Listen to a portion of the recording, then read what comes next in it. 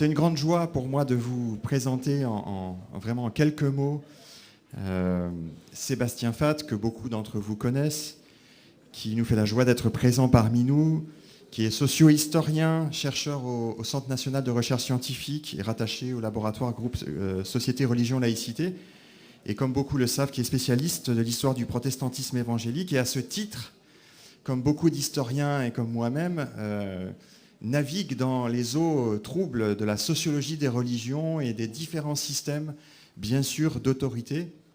Et il va donc nous présenter une conférence qui réinterroge sur une approche beaucoup plus actuelle autour de la sociologie et de l'histoire, les modèles de déploiement qu'on observe aujourd'hui dans notre société, avec le titre suivant qui est, je pense, meilleur que ce que vous avez, bien meilleur que ce que vous avez sur nos prospectus: Prophète, pasteur, influenceur, la recomposition des modèles d'autorité chez les évangéliques.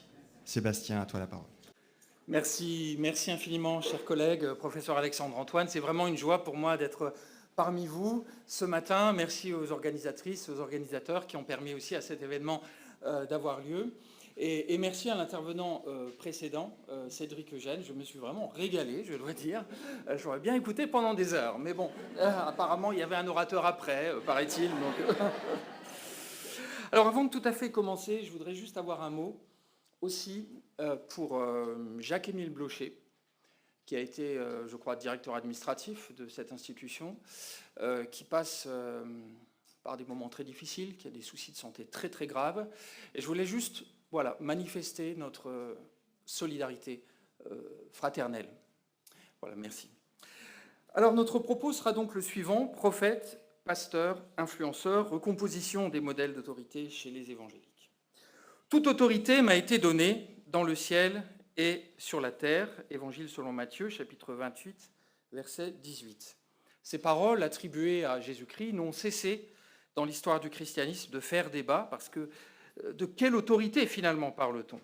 Et comment la traduire, comment la transmettre dans des organisations vouées à répandre l'Évangile? Pour parler d'un même phénomène social, le théologien évoquera l'autorité des Écritures, l'historien l'autorité de telle ou telle école théologique réputée, le sociologue évoquera plutôt l'autorité du pasteur-docteur. Suivant les angles d'analyse, l'autorité ne prend pas le même sens.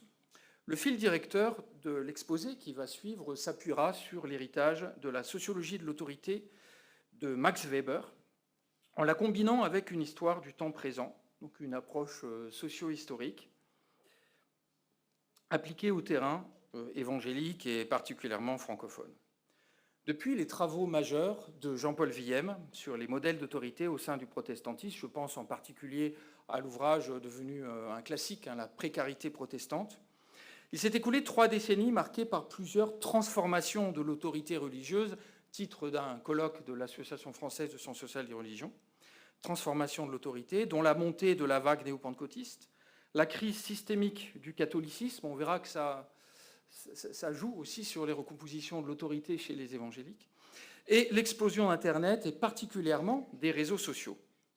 Autant de phénomènes qui accélèrent la recomposition, mais aussi la circulation des autorités religieuses, titre d'un autre ouvrage collectif paru il y a quelques semaines, et invitent à revisiter la sociologie de l'autorité en milieu protestant évangélique. La francophonie évangélique s'apprête à participer, avec le reste du monde, au congrès de Séoul, qui marque les 50 ans du mouvement de Lausanne. En 50 ans, le monde a changé.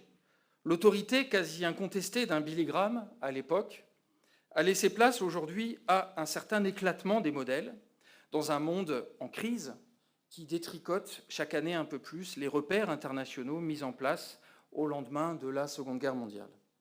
À partir de quels paramètres se déclinent aujourd'hui les modèles d'autorité qui mobilisent la force militante des évangéliques? 3 angles retiendront notre attention. D'abord, un modèle d'autorité charismatique, possiblement à son apogée. Ensuite, un modèle d'autorité institutionnelle en mutation, notamment sous l'effet de la crise catholique. Enfin, l'irruption disruptive du pouvoir de la notoriété. Alors, premier point, prophète, un modèle d'autorité charismatique à son apogée. La décennie 2020 qui se déploie sous nos yeux restera peut-être la décennie vraiment de l'apogée absolue de l'autorité charismatique, avant un déclin probable, nous en parlerons dans quelques instants. Rappelons que l'autorité charismatique n'est pas évidemment à comprendre au sens théologique ici du mot charismatique, mais au sens sociologique. L'autorité charismatique tient à l'ascendant exercé par une personnalité forte, convaincante, rayonnante, que la communauté reconnaît pour légitime. Elle diffère, selon Max Weber, de l'autorité bureaucratique ou rationnelle légale, ou bien aussi de l'autorité traditionnelle. Ça, c'est les trois types d'autorité classiquement définis par Max Weber. Par le fait qu'elle ne dépend ni d'un diplôme ou d'un statut institutionnel, ni d'une coutume non plus, ou d'une tradition partagée, mais du rayonnement personnel, de la puissance dégagée par une figure dominante. L'hypothèse d'un apogée de l'autorité charismatique en milieu évangélique tient d'abord à la forte croissance, depuis les années 80 du siècle dernier, de ce qu'on appelle le néocharismatisme ou le néopentecôtisme et la nouvelle réforme apostolique.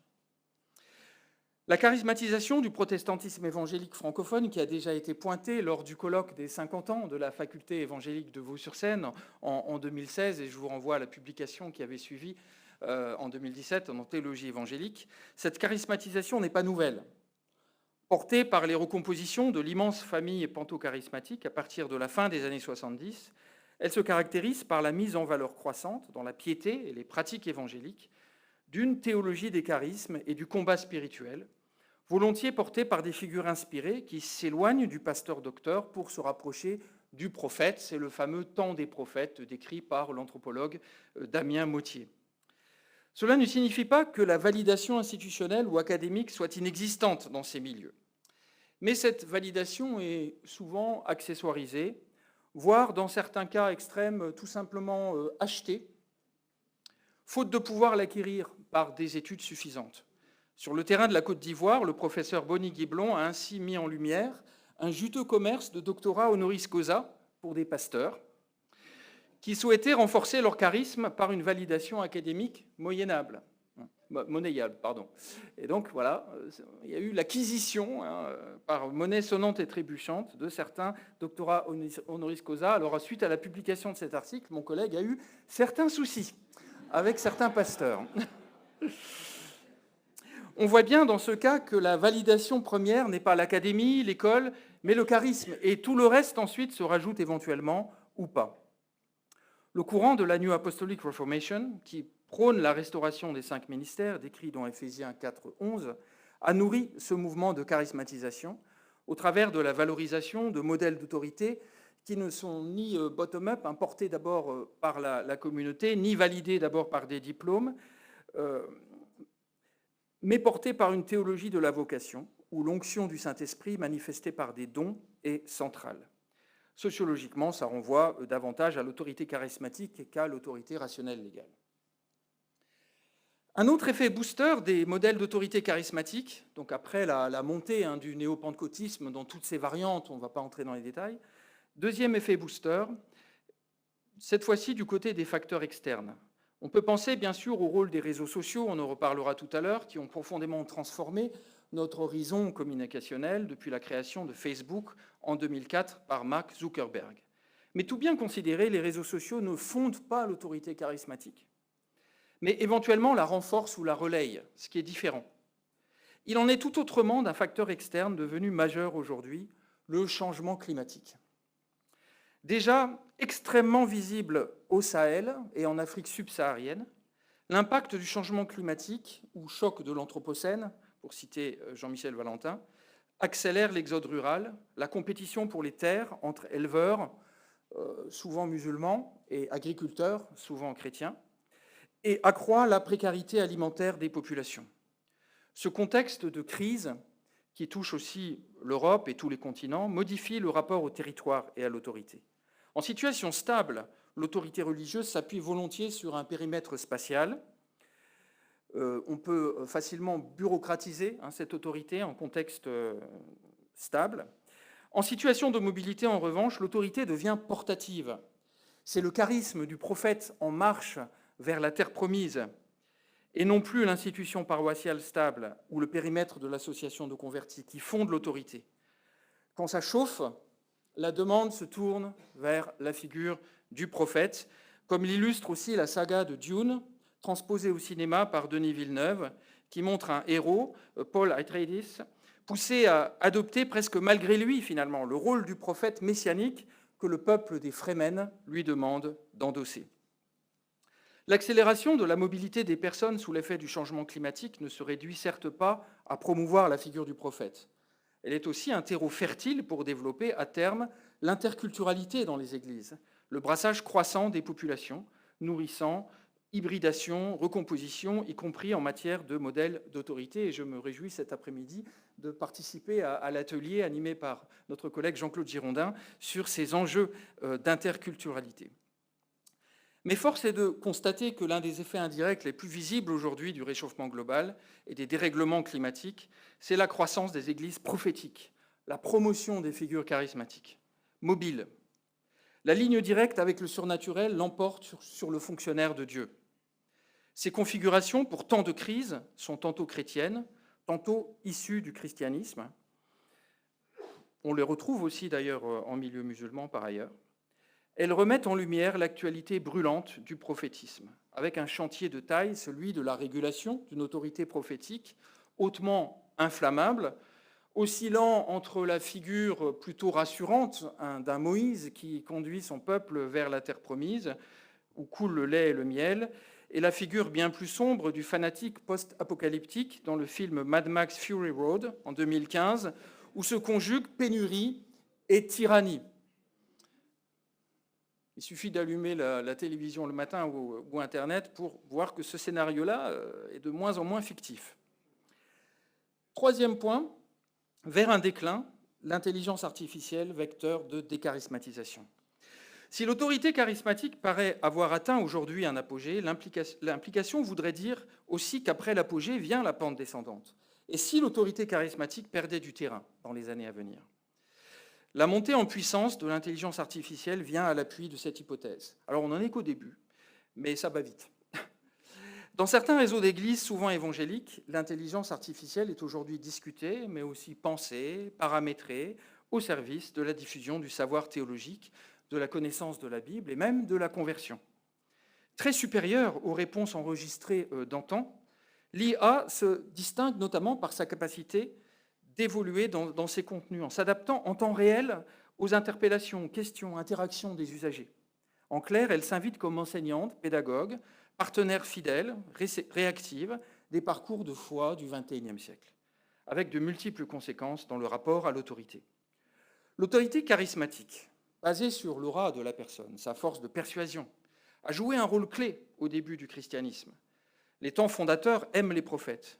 Puis, l'autorité de fonction liée à l'institution a pris le relais. Au XVe, XVIe siècle, la révolution de l'imprimerie n'a guère changé la situation, a facilité juste les contournements de l'institution par de nouvelles autorités, nourrissant les réformes protestantes. Depuis le milieu du XXe siècle, 4 mutations communicationnelles et pédagogiques ont rebattu les cartes. Jusqu'à présent, elles ont souvent eu tendance à renforcer à chaque fois le charisme. C'est flagrant avec la démocratisation de la télévision dans les années 50, qui met en avant les télévangélistes. Il n'y aurait peut-être pas eu le Oral Roberts, enfin l'impact qu'il a eu sans la télévision. Il y a eu ensuite la libéralisation massive de la bande FM et des radios privées dans les années 80, qui a accéléré aussi ce processus et qui a valorisé, là encore, le charisme, le bagou, le caractère, la voix de caractère, notamment aux États-Unis, mais aussi en Amérique latine et en Afrique. La révolution d'Internet, à la fin des années 90, donne moins la prime au charisme. En revanche, depuis 15 ans, l'irruption des réseaux sociaux a relancé la fabrique contemporaine de l'autorité charismatique. Or, la venue de l'IA rebat aujourd'hui les cartes. L'ascension du charisme se trouve défiée par l'intelligence artificielle. L'IA peut faire peur, mais une chose est sûre, elle ne fonctionne pas du tout au charisme. Au lieu d'une connivence empathique, de formules à l'emporte-pièce, d'effets de manche, l'IA décrypte posément, sans jamais perdre son calme, développe des réponses comme le bon élève au fond de la classe, qu'on ne remarque pas, mais qui a toutes les bonnes réponses, et sans mêler le moindre affect. Autant dire qu'elle pourrait constituer dans les années à venir un barrage qu'on n'attendait peut-être pas contre les déferlantes successives de la télévision jusqu'à TikTok, qui ont à chaque fois contribué à promouvoir jusqu'à plus soif l'autorité religieuse charismatique. Alors deuxième coup de projecteur maintenant, la figure du pasteur, un modèle d'autorité institutionnelle en mutation. La montée en puissance depuis un demi-siècle de l'autorité charismatique en milieu évangélique n'a pas fait disparaître, évidemment, l'autorité institutionnelle ou rationnelle légale du pasteur. Mais celle-ci s'est en partie recomposée, comme nous le décrivent une salve d'ouvrages parus depuis la fin des années 2010. Je pense en particulier au cahier de l'APF, dirigé par Evert Veldhuizen, l'ouvrage collectif dirigé par Erwan Cloarec, et Jérôme Cotin, Les pasteurs, origine, intimité, perspective, chez Labor et Fides. Toute une série de publications ces dernières années sur ces questions. Alors, l'autorité rationnelle légale du pasteur évangélique type dans les années 2020 s'appuie toujours classiquement sur la formation théologique et pratique. C'est la figure du pasteur-docteur, analysée, décrite par Jean-Paul Villem, et sur la validation institutionnelle, à minima, d'une église locale, mais le plus souvent aussi d'un réseau confessionnel, regroupant un certain nombre d'assemblées. Ce protocole est marqué aujourd'hui par une redéfinition des rôles pastoraux, bien décrite dans le hors-série 2019 des cahiers de l'école pastorale dirigé par Erwan Cloarec. Dans cet ouvrage, Erwan Cloarec fait le diagnostic, je cite, d'une vocation en tension, d'un métier pastoral complexifié, moins linéaire qu'une génération auparavant. Cette vocation s'articule à une offre de formation marquée par la dérégulation et la recomposition. La dérégulation décrit un processus d'émiettement, de multiplication tous azimuts. Le temps est loin où l'offre théologique des évangéliques se déployait entre, d'une part, des filières longues et reconnues, comme celles proposées par cette institution, mais aussi on peut penser à l'Institut biblique Emmaüs à l'époque, comme on l'appelait à l'époque, l'IBN, la faculté Jean Calvin à Aix, et de l'autre côté, des écoles de disciples, de petites écoles pastorales. Autant d'espaces d'études destinés, je cite Anne Ruolt, à se faire pépinière de ministres du culte. Depuis le début des années 2000, aux côtés de cette offre qui demeure, on assiste à une véritable explosion des offres de formation. D'abord au travers de grandes églises qui se positionnent comme des marques, avec leur école dédiée, souvent appuyées sur des matériaux diffusés mondialement, parfois par la International School of Ministry, qui duplique par dizaines de milliers ces vidéos dans des écoles du monde entier. International School of Ministry qui combine théologie de type parole de foi avec théologie de la prospérité. Ensuite et surtout au travers des facilités d'Internet qui décuplent la possibilité de la formation à distance. On ne compte plus aujourd'hui les offres de formation en ligne, le plus souvent payantes, qui vont des plus improbables aux plus sérieuses. Tous les milieux évangéliques et au-delà chrétiens sont touchés par ce phénomène, jusqu'à la vice-présidente de la Fédération protestante de France, Valérie Duval-Poujol, de confession baptiste, qui a mis en place depuis 2021 la formation en ligne « Ouvrons la Bible ». Ce dernier exemple invite à souligner qu'il n'y a pas seulement dérégulation, mais aussi recomposition. C'est-à-dire qu'un nouveau paysage de formation s'est mis en place, largement digitalisé, avec une offre de plus en plus structurée, où la qualité proposée peut parfois concurrencer, compléter ce que les écoles traditionnelles proposent par ailleurs. Mais ce processus de recomposition des offres de formation, encore inachevé, n'empêche pas, par ailleurs, un certain effet de brouillage sur le fonctionnement de l'autorité rationnelle légale aujourd'hui, ou autorité institutionnelle, et nourrit par effet domino une recomposition des modèles d'autorité institutionnelle. Un des axes de recomposition qui peut paraître fort surprenant, c'est la translation vers certains milieux évangéliques des modèles d'autorité catholique, que le sociologue Jean-Paul Villem décrit comme un modèle institutionnel rituel en ce qui concerne le catholicisme. Alors c'est vrai que sous le pontificat du pape actuel, du pape François, les voix se sont multipliées pour pointer l'influence croissante des évangéliques sur le catholicisme. Le sens du témoignage, le goût de l'évangélisation, le soin porté à la louange d'assemblée, la mise en valeur des laïcs et des jeunes, autant de traits évangéliques qui inspirent de plus en plus de paroisses et de diocèses catholiques. Et je renvoie notamment à la très belle synthèse publiée aux éditions Labor et Fides par ma collègue Valérie Aubourg. Pour autant, cette translation ne saurait occulter un autre mouvement de fond, peut-être moins étudié jusqu'à présent, celui d'une recatholicisation partielle de certains milieux issus de l'évangélisme. Autrement dit, si les catholiques s'inspirent de l'évangélisme, l'inverse est vrai aussi, particulièrement dans les milieux qu'on qualifie de néo-pentecôtistes. De quoi s'agit-il ? Le protestantisme évangélique le plus classique est caractérisé par le primat de l'assemblée locale de convertis, avec un régime de validation mutuelle, qui met à distance l'institution verticale au profit de la reconnaissance des pairs. Le pentecôtisme, qui met l'accent sur l'efficacité miraculeuse du Saint-Esprit, s'inscrit en partie dans cet héritage. Il en est autrement des courants néo-pentecôtistes ou charismatiques troisième vague, qui se sont beaucoup développés depuis les années 90. Issus d'une critique interne du pentecôtisme, ces mouvements revalorisent le territoire, le combat spirituel, des ministères comme celui d'apôtre, et une partie d'entre eux réincorporent des éléments catholiques. 5 incubateurs nourrissent ces hybridations. Alors déjà, on le voit très bien au niveau du décorum. Loin de l'idée reçue du pasteur sobrement vêtu, on peut rencontrer des officiants néo-pentecôtistes avec chasuble, étole, mitre, crosse, réinvestissant des codes vestimentaires et visuels tout à fait catholiques. Le second est celui de la titulature, évêque, archevêque, quadribishop, comme dirait Yves Castanou, hein, je cite Yves Castanou, les quadribishops, bon, refont leur apparition. Alors certes, c'est pas très catholique, quadribishop, hein, mais bon, ça s'inspire, on va dire. Refont leur apparition en milieu néo-pentecôtiste, ainsi que le titre de père, hein, ou de papa donné au pasteur, à l'image de mon père, hein, adressé classiquement aux prêtres catholiques. Troisième incubateur de recatholicisation, la hiérarchie institutionnelle. Loin de l'horizontalité associative décrite en sociologie classique du protestantisme évangélique, on fait face, y compris comme dans des milieux comme Hillsong, France, hein, sur lesquels Tiavina Kleber a conduit un certain nombre d'enquêtes sur son site ces derniers mois, Excelsior, conduit à une forme de verticalité institutionnelle qui fait complètement fi du contrôle de l'Assemblée. Quatrième passerelle, celle du réenchantement du rite sacramentel. L'évangélisme a été marqué par l'influence calviniste, pas que, mais beaucoup quand même, qui tend à une interprétation plutôt symbolique des espèces, hein, de la Sainte Seine.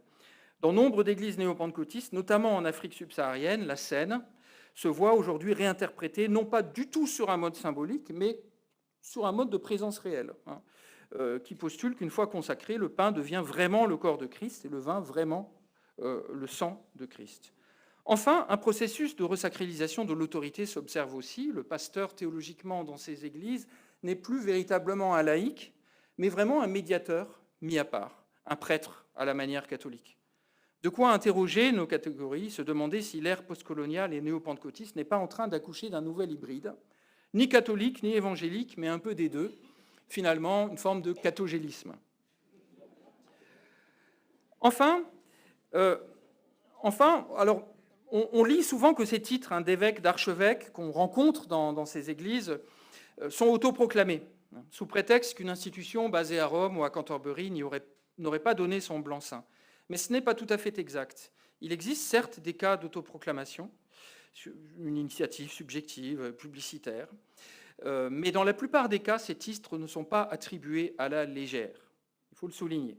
Dans ces églises, dans certains réseaux apostoliques, si la validation ne vient pas de Rome ou de Canterbury, elle ne s'en obtient pas moins avec une certaine difficulté, au terme d'un double processus. D'abord, l'épreuve de la durée, bien entendu. On ne devient pas évêque du jour au lendemain, a fortiori archevêque. Ensuite, l'épreuve de la reconnaissance du charisme, de l'autorité, de la représentativité locale, supralocale, par la communauté, par le réseau d'églises. En d'autres termes, on ne s'inscrit pas la plupart du temps dans une aventure charismatique individuelle, potentiellement mégalomane, qui va faire son marché au niveau des titres disponibles, mais dans un lent processus de reconnaissance par le bas, couplé à une validation institutionnelle, qui vient souvent renforcer le poids du charisme. Il est fondamental à cet égard de suivre la recommandation épistémologique de Yannick Fer, qui souligne l'importance et la nécessité de, je cite, « penser la possibilité d'une institution qui se nie comme telle et trouve paradoxalement dans cet escamotage le fondement de sa légitimité ». Fin de citation. Et ces processus, et là je résume un peu mon propos parce que je vois que le temps passe, ressemblent beaucoup à ce charisme institutionnel sur lequel l'historien du pentecôtisme Alexandre Antoine a consacré des pages remarquables dans sa thèse dont on attend la publication avec grande impatience, ce charisme institutionnel voilà, qui ajoute, si vous voulez, un nouveau modèle de régulation de l'autorité dans le vaste paysage des évangélismes, du pentecôtisme et du néo-pentecôtisme. Dernier point, je crois qu'il me reste 5 minutes. Dernier point, influenceur, l'irruption disruptive du pouvoir de la notoriété. Il est difficile de parler d'autorité sans parler aussi de la question du pouvoir, et je renvoie à l'exposé précédent qui le mentionnait aussi. Aux côtés d'une autorité charismatique en apogée, d'une autorité institutionnelle en pleine recomposition, le pouvoir est la troisième forme de domination la plus fréquente aujourd'hui en milieu évangélique. Il existe plusieurs vecteurs de pouvoir, on ne va pas tous les passer en revue. Pouvoir informel du fait du poids financier, la famille qui paye la plus grosse dîme dans l'église locale, c'est parfois celle qui a le pouvoir, on le sait bien. Le pouvoir du réseau familial et dynastique, par exemple.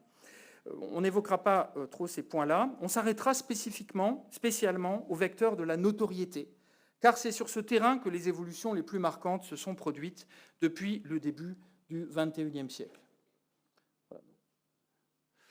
Alors, premier point, mais là je résume, je rappelle juste la différence entre autorité et pouvoir, en vertu d'une certaine tradition sociologique d'ailleurs, dans laquelle s'insère aussi Hannah Arendt, qui était citée tout à l'heure. Le pouvoir repose plutôt sur la force, il se prend, il ne se reçoit pas.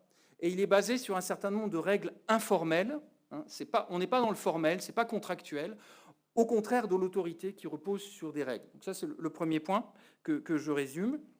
Et tout laisse à penser que ce mode de domination informel qu'est le pouvoir s'est ouvert à un énorme champ de croissance depuis l'essor des réseaux sociaux. Lors de la première élection d'Emmanuel Macron à la présidence de la République en 2017, le médiologue Régis Debray avait publié à l'époque Le Nouveau Pouvoir.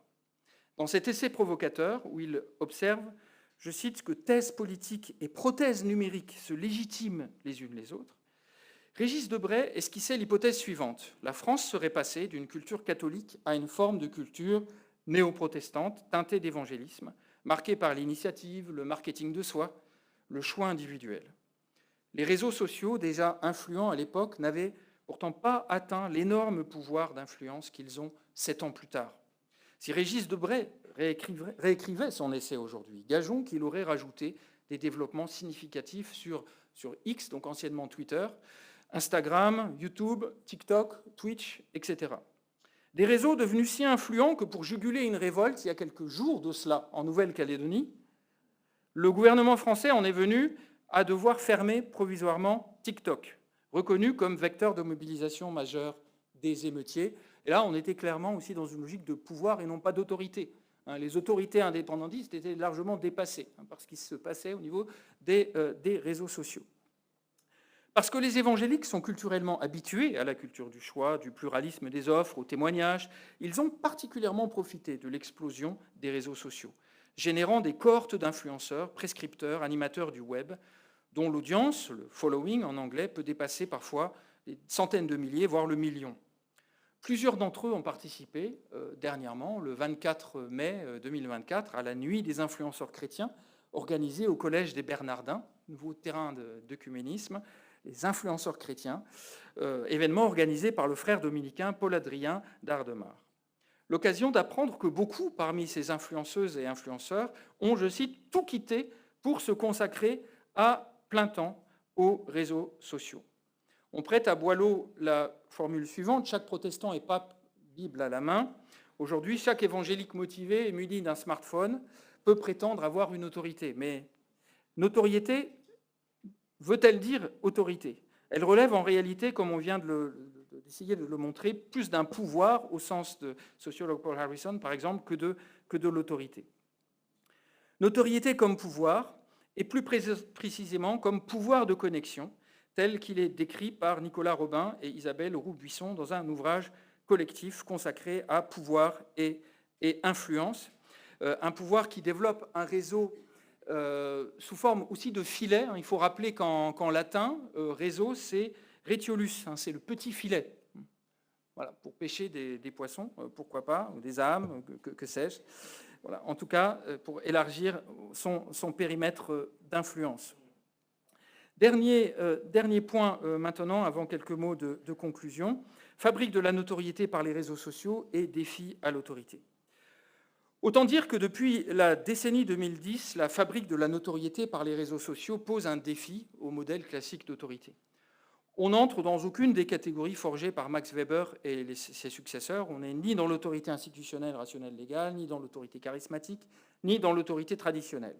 La notoriété, construite par les réseaux sociaux, souvent au détriment des études, relève parfois de processus stratégiques, à l'image de ces stratèges de la notoriété, étudiés dans le contexte de l'univers artistique, dans un ouvrage collectif paru il y a quelques années.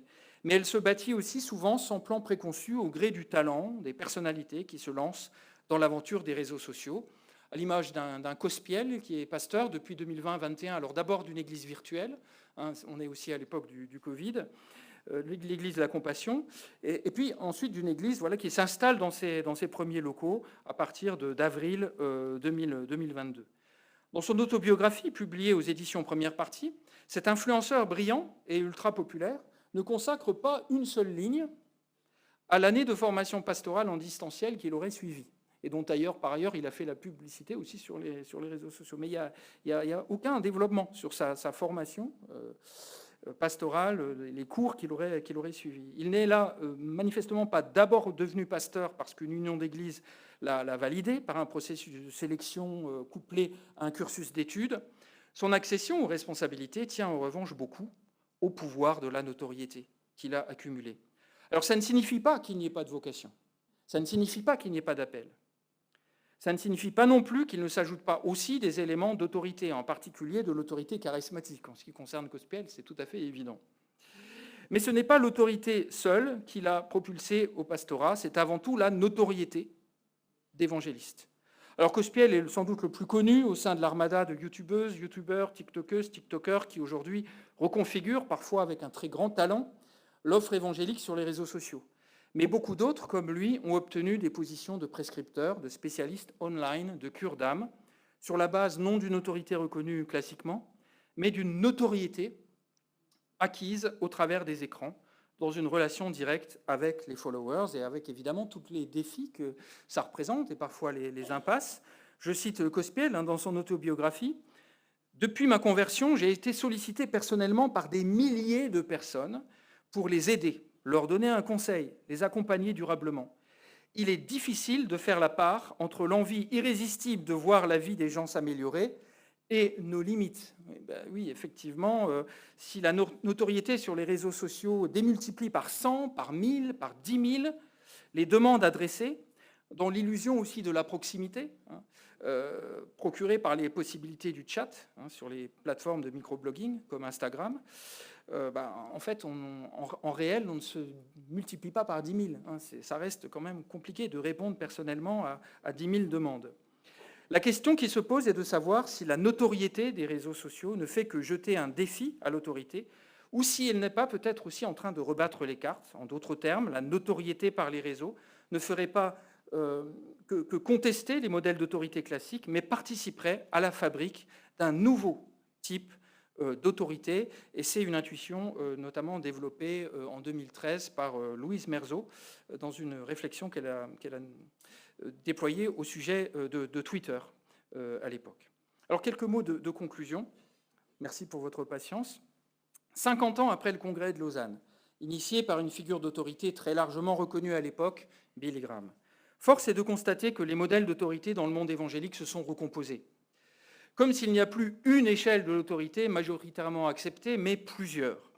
Cette dérégulation et recomposition de l'autorité a été encouragée, on l'a vu, par des facteurs externes, changement climatique qui favorise le prophète, crise catholique qui favorise la translation vers un cathogélisme original, explosion des réseaux sociaux qui démocratisent la notoriété.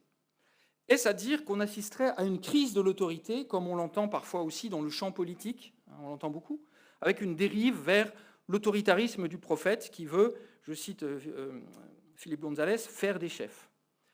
On discerne indéniablement certains éléments qui pourraient confirmer ce scénario de dérive autoritaire à certains égards, notamment au travers d'un recul de la démocratie locale dans beaucoup d'églises évangéliques en francophonie. Un recul flagrant de la démocratie locale. En contrepoint, il ne faut pas oublier que la révolution des réseaux sociaux peut aussi permettre un contrôle plus fin de l'autorité. Les violences conjugales au sein des familles, de l'Église, et j'en vois à l'ouvrage de Muriel Solon, les abus sexuels, les dérives sectaires en tout genre, sont aujourd'hui moins facilement mis sous le tapis. Qui s'en plaindra? L'autorité a changé, oui, mais rien ne dit que son durcissement dans un culte dérégulé du leader par écran interposé soit une fatalité. Les nouveaux régimes de régulation par le bas, qui se sont mis en place par les réseaux sociaux, et l'effet également de décharismatisation par l'intelligence artificielle, mettent sous pression celles et ceux qui incarnent aujourd'hui l'autorité évangélique. Sans oublier le rôle régulateur possible que pourrait jouer, mais cela mériterait une étude et un colloque en soi, le lent mouvement de féminisation relative de l'autorité qui progresse depuis 50 ans en milieu évangélique. Autant d'éléments de pondération qui pourraient venir rappeler aux détenteurs aujourd'hui de l'autorité que dans les textes qui se rapportent à celui dont ils se réclament, c'est-à-dire Jésus-Christ, le mot leader n'apparaît guère. La figure du serviteur, à l'inverse, est familière à qui lit les évangiles. La servante, le serviteur, y apparaissent comme une personne inspirée, dont l'autorité dépend avant tout de sa capacité à descendre du podium, numérique ou non, afin de s'articuler aux besoins d'une planète misère de plus en plus incandescente dans l'Église et à l'extérieur de l'Église. Je vous remercie.